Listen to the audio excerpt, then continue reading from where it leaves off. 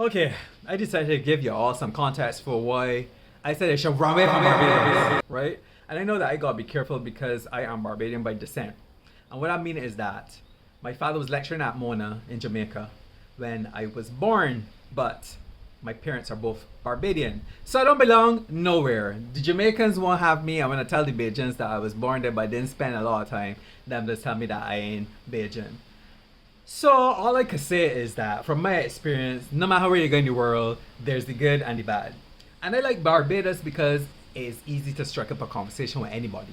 Like I do it all the time. In the supermarket, I always ask, usually women, for advice on selecting a good avocado or pawpaw, right?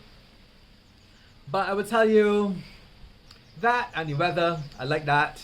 I like that I can walk down to the beach, like it's a 20-minute walk for me. And I generally like that I feel at ease in Barbados. I know that my channel is a lot about homophobia, but I'm not often in public spaces, and because I am from here, I kind of know how to navigate these spaces when I am in them. So there's that. But then of course there's the stuff that, apart from everything that I've been telling you, for the LGBTQ community, it's an extremely hostile environment. If you look at my comment section, a lot of so-called Christians feel entitled to tell me to repent. And what authority would you got to tell me that foolishness? Nah? It's really irritates me that people claiming to be Christians when this was something that was forced on them, you know? Rape and murder. That's how we want to become Christians. So, I don't know. But outside of that, listen to me. For me, it is the service industry. And it's okay when you got to do things occasionally, but because both my parents dropped down dead within the last couple of months, I've had to interact with government and banks, and it has been a nightmare.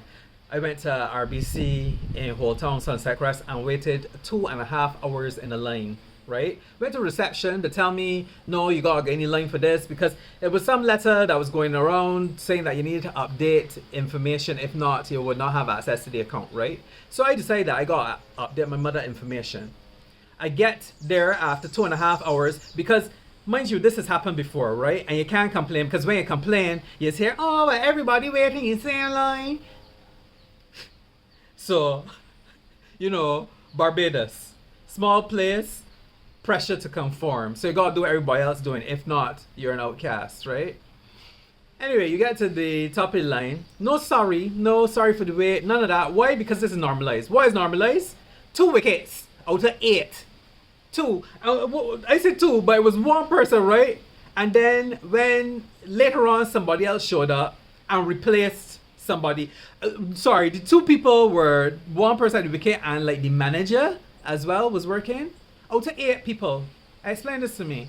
So no sorry for the wait, nothing like that. Only to find out that I cannot update her information unless I have her death certificate, right? So I don't know that I ain't going back to that place and I ain't updating nothing.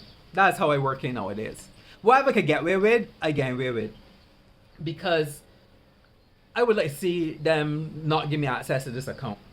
Anyhow, service in Barbados. That is the standard right there, right? Because nobody don't complain. We like sheep that just take whatever. So I will, whenever I have to deal with third parties, right? Because I'm managing this Airbnb. So you got the plumber, and I asked give him my options for when he could come, when we could meet up for an issue that we have, right? I said, well, I could meet you at 9 in the morning, or then I'd be free at 1. The response, okay. I'd be like, what we literacy rate supposed to be again? Okay, what? You're coming at 9 or you're coming at 1? Lord have His mercy. I had like 3 aneurysms. Whenever I gotta deal with people, because it don't be easy, and it's standard. I had a gardener that was saying, I come in, check for me Monday, I come in Monday, Wednesday, right? After I hear nothing from you, man, Wednesday, I can get a message, you still want the thing do? And it's be like, it don't be sorry, I can't make it. Preferably before you can't make it, you just call and say, sorry, I said that I was coming at this time, but I can't make it anymore. You just ignore it. And I just be wondering what kind of people we dealing with. Is it cowardice? A fear of confrontation? No confrontation. Life just happened, you can't make it, let me know that you can't make it. But this is standard for people, standard. And I always tell this story about Japan, right? I had a train at like 1 or 2, and I was there at 1, and a train show up at like 1, and I was like, this must be my train, right? But I said, you know what, let me let this train pass. At 102, the train that come in at 102 show up. So that is what I got accustomed to. People doing what they say they will do when they say they will do it. Welcome to Barbados. So it's an extremely frustrating situation when you respect people's time, like I do, right? So I can be on time. Now, of course, I don't wait more than 15 minutes, but people will just not show up. A complete disregard for your time, right? And I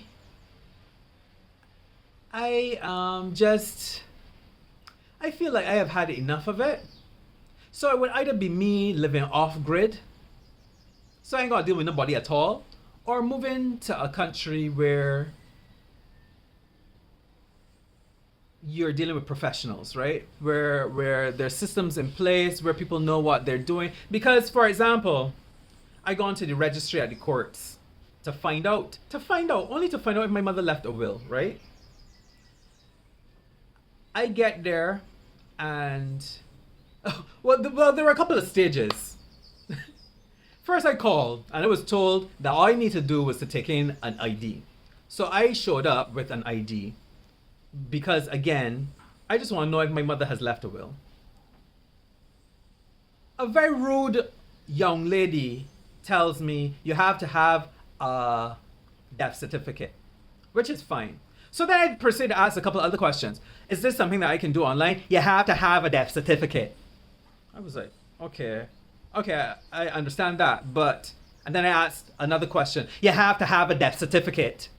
Goblin. She lucky that I had already cursed she back to the 7th generation, because I would have rolled up on that floor, right, and holler out, my mother dead, and this is how you treated me. I would have rolled up on that floor and cried. I would have forced out the tears, right? But she did lucky.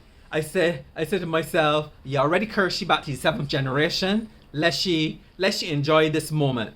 And the fella that said next to she realized that she was acting like a cunt, right? And take over and say, sir, this is the situation. We're open from this time to this time, etc., etc. I was saying to myself, you dealing with people, right, that mourning, that suffer loss, and this you attitude because you hate your job. I sorry you hate your job, and you sorry that people just be asking same questions, right? But it's because they don't know. Sorry that you know this your job though to answer these questions, right? I gone back the 3rd time, and what you can hear? Oh, you have to be a lawyer to get this information. When you've given up, because the attitude in service in Barbados is often like this. It's often as if they don't want to help you and they're not trying to help you, right? So they can't wait to find a reason to not help you. So this is what the woman just tells me, oh, I'm sorry, you have to be a lawyer. And I was like, what? But I was told, well, that's the situation, and that's it. Unhelpful, horrible experience. But standard again. When my father died at the hospital, my brother showed up, right? And he's in a hurry to get to the bedside. He said that through the crack of the door, Ward C9, he could see the nurse come to the door, right? And then he saw her turn around and go away, so he couldn't understand. She comes back a few minutes later and she says to him, after she opens the door, next time don't yank the door out of my hand. That's what she said to him. He tried to open the door, that's all. He ain't like trying to be rude. He just trying to ensure that if the door does push in or pull out, and he trying to open the door because he could see that someone's there and that he's assuming the door is open to press the button and thing. And she treated him like a child because he's come to see his dying father. You know? And no training. Horrible, that entire situation. I wrote a review of the QEH and how terrible that entire situation was. Somehow you can't hear from them at all, but as soon as the person dead, you can get condolences almost immediately, right? He dies, nobody's paying attention. Couldn't boy ain't care. He 80, so you're supposed to dead. So nobody ain't care. When we alerted a nurse, I imagine it was a nurse because that's another thing. You know who's who because people wearing different scrubs, color scrubs, they ain't got the ID properly. Anyway, he comes, puts the curtain around the bed and walks away and goes to the phone and he put on the phone. There are no standard operating procedures, or if they are, they're not being obeyed, or if they're being obeyed, they're terrible, right? Because you don't look at the people and say, oh, well, sorry, this is what happens next. My condolences. This is, you know, we now, this is the next stage. This is what you'll have to do. It's, you don't say nothing to the body. You just left them there with the body and go on about your business. So, and what's frustrating is that there's just a climate of an atmosphere of acceptance that, and if you complain, it will make it worse, you know? I suffered abuse at primary school because of this idea that if you complain about the teacher or to the teacher, the child will then suffer worse. And the whole thing is just insane. I mean, government, like I said, I could live in Barbados sweet if I ain't got to deal with government, if I don't got to go in a bank, if I don't have to go in a fast food restaurant, because the service is just terrible. It's inconsistent. When it's good, sometimes you might get a spot of good, but then it ain't gonna be good the next time you go. And there's me talking from a position of red man privilege, because I know colorism is a thing in Barbados, and all you gotta do is make a joke and thing and compliment somebody and you get better treatment, right? But terrible. I had 4 Barbados passports or more, and I'm going to renew another one, and suddenly they need my proof of Barbadian citizenship. Proof that I'm Barbadian by descent. No, I can't find this document. But I have had 4 Barbados passports. How will I get these passports if I ain't Bajan? Like, make it make sense. A scam. Right? Because I got a no pay. I can't remember how much. 50? Must be 150. Because it is Barbados, so it can't just be $50 to get this document, right? From the immigration department. Where I'm getting the passport. So I'm paying them to get this document to get back to them as a part of my passport application. Madness! I tell you, boy. And what's happening now is I'm trying to get some financial assistance from the government for my sister who's autistic, right?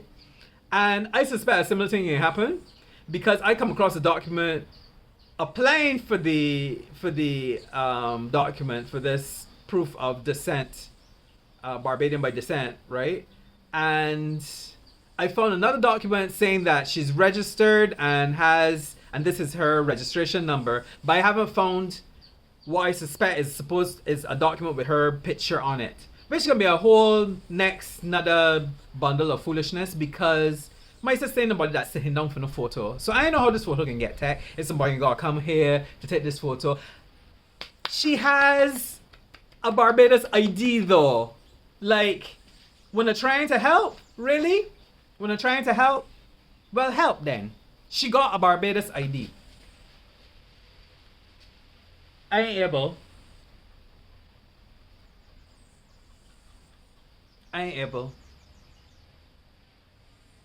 So,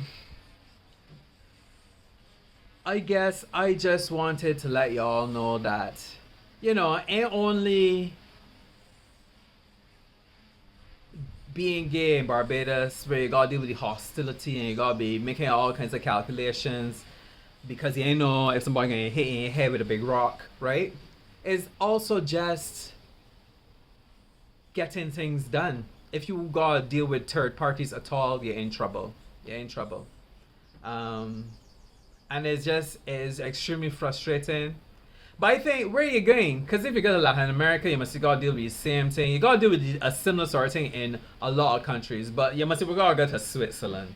You must gotta go to some European country, right? You must gotta go to Japan, because them highly efficient. Highly efficient. Hospital in Japan, I went once to... Where I went to that hospital for now? I think I had like I had like what I think was a staph infection, like a small bump pustule had appeared on my near to my navel, right, and it was extremely painful, and I ended up cutting it and draining it and filling it with gauze. I was like, we in the 16th century? What happened to antibiotics? One can't just give me antibiotics. But anyway, I went to the hospital, and you go in, you go to the reception, they give you a number, you sit down, like within 5 minutes. Your numbers get called, you get sent to a different section, you get another number, you sit down for another 5 minutes, you get called, you get another number, and like 5 stages before you get to a doctor. But at least you feel like something happening. You ain't sitting down in a waiting room for 3 hours, right? Which is the funny thing here, because what you paying a private doctor for anyway? Them just give you an appointment and tell you to come at 9 o'clock, and 11 o'clock you're still waiting. So how is it different from public? Must see, I ain't quite sure. Must see a certain confidence that the doctor is going to give you more attention, or attention in a way that you feel you should have. Personalized attention, maybe. I don't know here, but yeah, that's my 2 cents on, and them is just a couple of examples. I went to have some drinks with my brother the other day, and I had to tell the waitress, listen to me, don't come back here again. Don't come back at your table. Me and my brother, we try and have a conversation. We parents just dead. We try and have a conversation, a private conversation. Every blasted second. Is everything okay here? Is everything... I know she idea of trying to get a tip, right? A good tip. But I was like, you confusing me like a blasted fly. You're like a blasted fly. Every 2 seconds at the table, right? Every 2 seconds at the table, buzzing boat. So yeah, I just don't be able. When I know I got to a bank, I just rip my robes and put ashes on my head, because it gonna be depression. It gonna be, you just gotta go to the security. The security is who just give you all the information. Nobody that work in a bank. Them just ignore you. Them just pretend to be see. Lord, I got hypertension just doing this video. I got hypertension because how, and the thing is, you just gotta know people, right? So that's how you get things done in Barbados. It's who you know. It's who you know. If you don't know nobody, you're importer.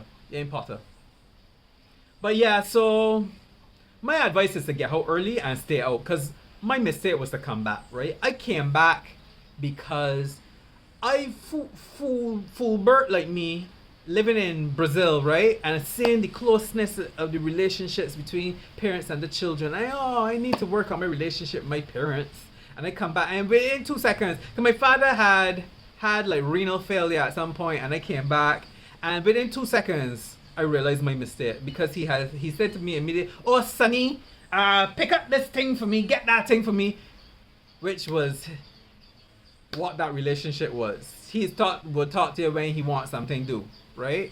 And like, I ain't even sure if you know my name. You used to call me fella and Sonny. And yeah, I got kind of trapped here by COVID. because I thought that I needed to be working on my relationship with my parents. Foolishness.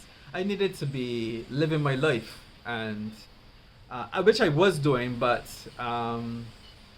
taking advantage of the opportunity to get out and don't come back. So yeah, this video was longer than I expected it to be, but I wanted y'all to know because I just came on in a bout of frustration. I was like, here, this is how he's left Barbados. But yeah, I right now laughing again. I laughing again because nothing happening with the LGBTQ community, neither people in charge. They realize that nobody ain't gonna do nothing because we sheep, right? We from that passive resistance thing. Whore? Master, I ain't seen the whore. What you talking about? The girl, hold that thing and break the whore in your train, got that, right? So people don't address things directly because, like, Peter Wickham went and get married, right? And he still got a job and was still putting the people radio them. And why? Because you just gotta do it. I understand that you in charge and you frightened that the majority, the foolberts, the bacunts, going vote you out because the popular vote matters and the people, the masses are ignorant in general. That's a general rule. They're foolish.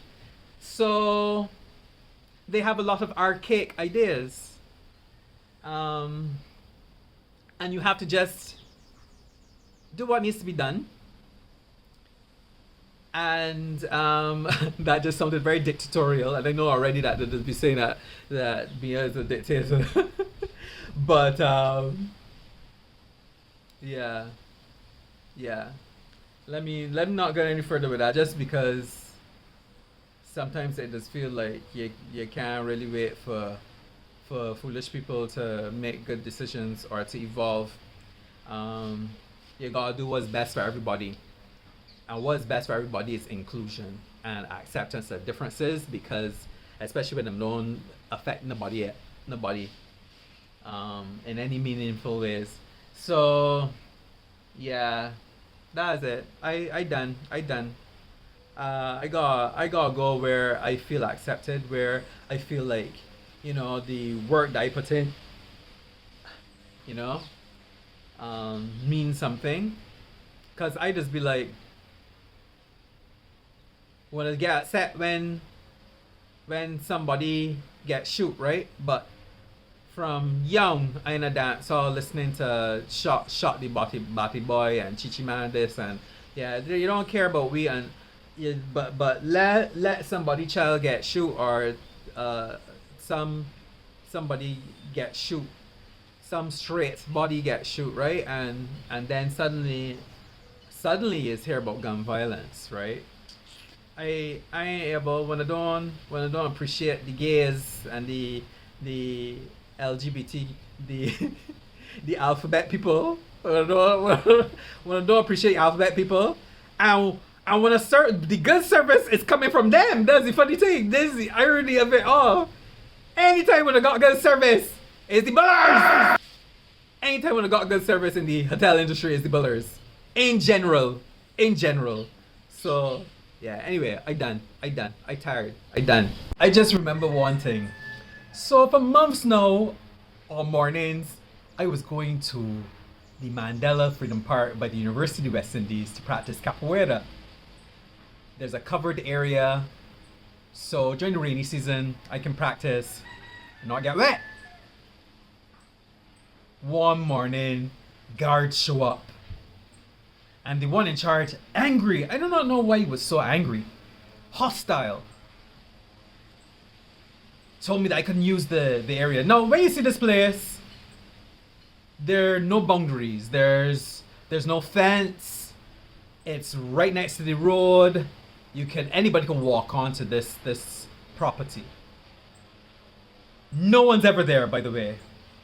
Okay, so I've seen a vagrant there every once in a while. He was extremely rude, this guard, but one of his colleagues, again, similar to the registration place at the courts, right? One of his friends came to me and said, you have to write a letter asking permission to use the space, and you have to hand it into the registrar. Okay?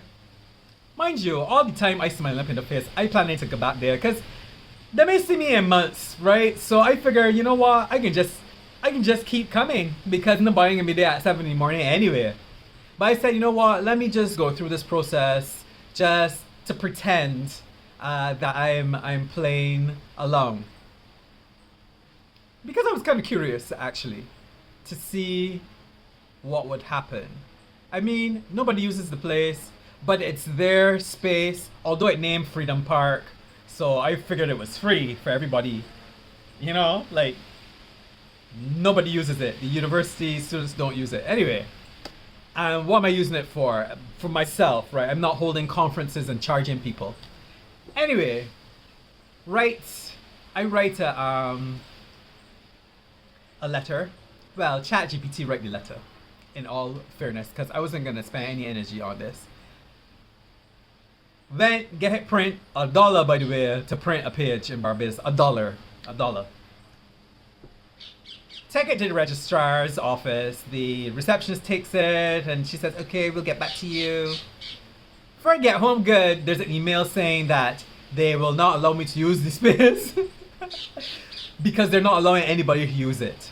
And all that time I'm thinking to myself, I respond. I say, thank you for your quick response, you know. But inside I didn't really want to say, when I can't be serious, why did you make me write a letter? When I can just tell me that when in allowing people to use the space now? Like, why did I write a letter, spend $1 to print it, spend time to come and give it to one for you to then tell me that you ain't gave me permission? Like, can you have just told me you're not giving me permission? So this is the kind of that it's got to deal with, right? Like, the process, there's something people like about the formal process of things. When a simple sorry, we're not allowing it right now, could have sufficed, you know? Like, I was like, why did I go through all of this foolishness? I felt almost certain that, okay, they're gonna say yes, they just want something on file, right? But no. So, yeah. And then when people go into places and burn them down or spray graffiti all over them, right? You just wonder why. But you don't see all of this thing that happened to the people, right? All of these frustrating experiences that make them then feel like, well, if I was doing good and I can't use the space, no rat, so nobody can use the space. And this isn't a threat. This is just me imagining how people might think in these situations, you know? Huh. Yeah. But I found a nice place at the beach. I formed a circle of rocks. So I suspect that will keep people away because they will think that it's Obia. And so far so good. It's been like 3 weeks. Of course now I can't practice on the day that it rains, on the days that it rains. But I find some videos on YouTube to exercise to on those days. But yeah, so this is just another example of how things can be unnecessarily difficult for something that's as simple as me using a space that's not being used. I'm not sure what their reason is. I mean, they could have a good one. You know, I don't know. Like I was practicing there for months without it being an issue. It only became an issue when someone realized that I was using the space and maybe getting away with it in their mind. So they have to punish me by not letting me get away with it. I don't know, crazy. Goblin, she lucky, because if I did in a different mood, right, I would have laid down on that floor and roll about and holler out, my mother day,